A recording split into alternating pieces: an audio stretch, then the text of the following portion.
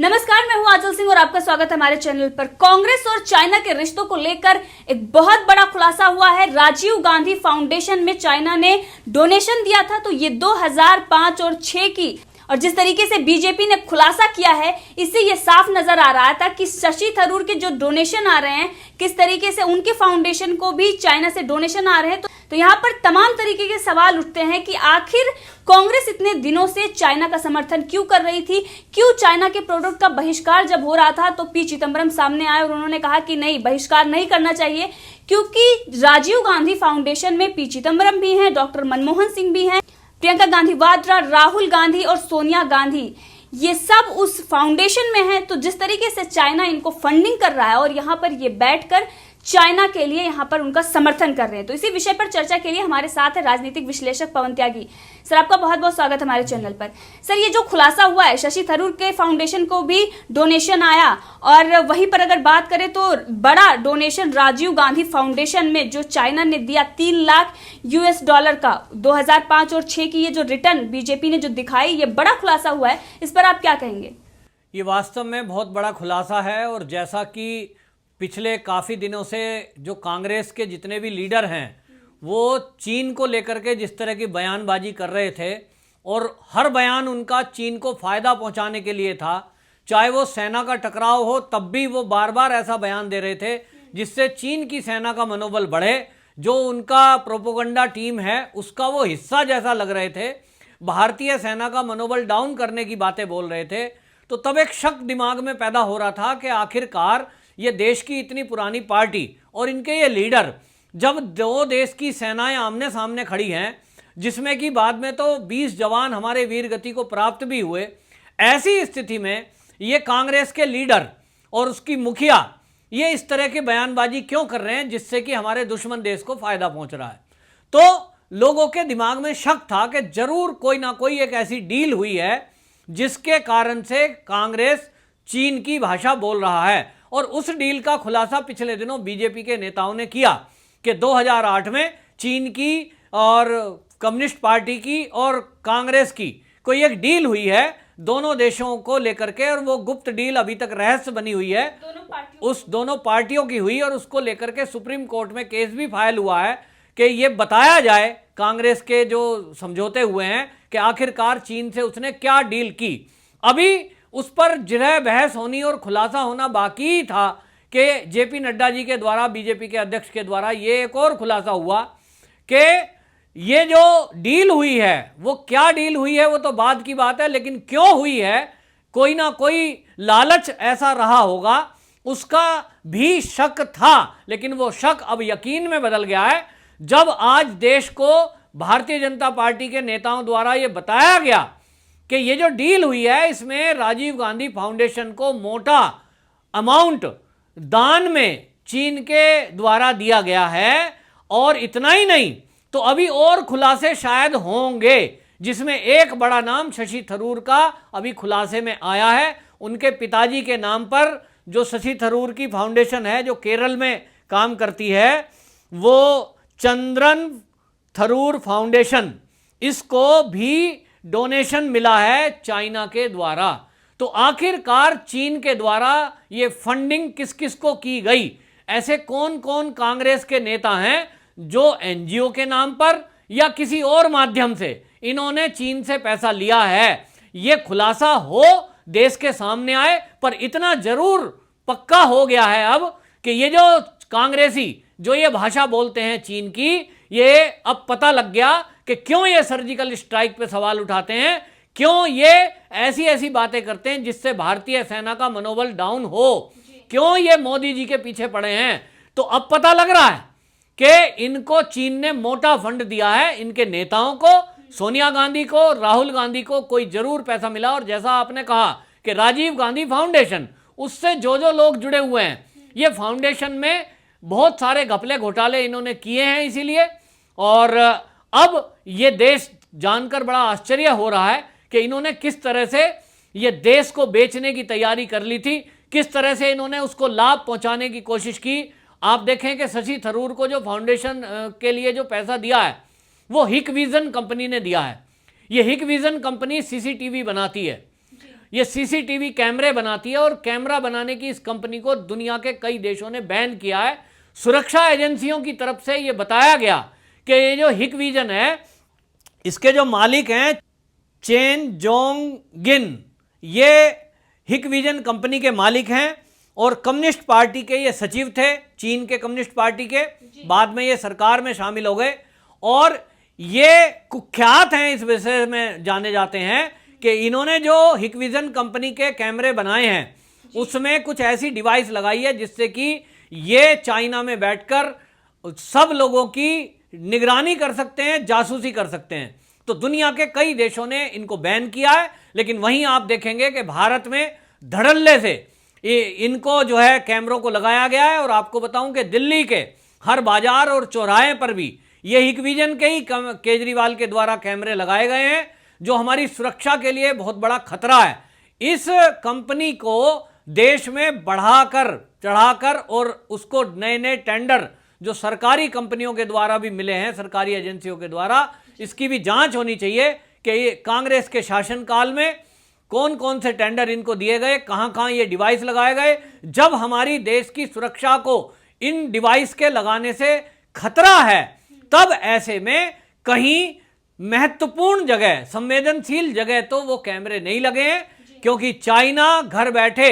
हमारी निगरानी कर सकता है। अगर हिकविजन कंपनी के कैमरे हमारे देश में कहीं लगे हैं तो हमारे देश में भी वो बैन होने चाहिए। ये भी मांग अब उठी है। और जब हिकविजन दुनिया के कई देशों में सुरक्षा कारणों से बैन है, ऐसे में भारत में ये क्यों लग रहे हैं, इसकी भी जांच होनी चाहिए। तो नए नए खुलासे नित्य हो रहे हैं। अब कांग्रेस के पास जवाब नहीं है, जवाब है तो दुनिया जानना चाहती है, भारत जानना चाहता है कि आखिर उन्होंने कांग्रेस ने चीन की कम्युनिस्ट पार्टी से क्या समझौते किए थे, देश के सामने लाएं और जवाब दें कि उन्होंने ये राजीव गांधी फाउंडेशन को जो फंड लिया, इसको कहां खर्च किया, किस मद में खर्च किया। अब यह भी जांच का विषय है।